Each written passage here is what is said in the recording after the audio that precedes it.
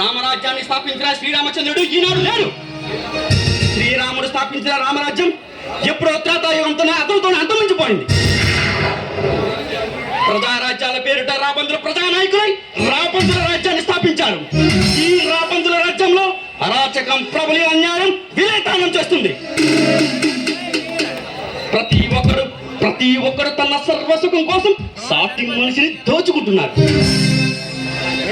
నవ సమాజం పేరుతో మోసం చేస్తూ సాటి మనుషుల్ని దారుణంగా హింసిస్తున్నారు జ్యోతి. అవును జ్యోతి, నేను కూడా అలాగే వంచబడ్డాను. నన్ను సర్వనాశనం చేశారు. నన్ను నిలువున సర్వనాశనం చేశారు. నన్ను మనిషిగా బ్రతకనివ్వలేదు. అందుకే ఈ దయా దాక్షిణ్యాలు లేని ఈ కసాయి లోకం మీద పగబట్టాను.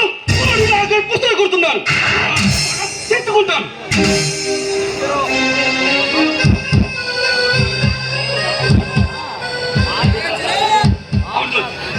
తీర్చుకుంటా.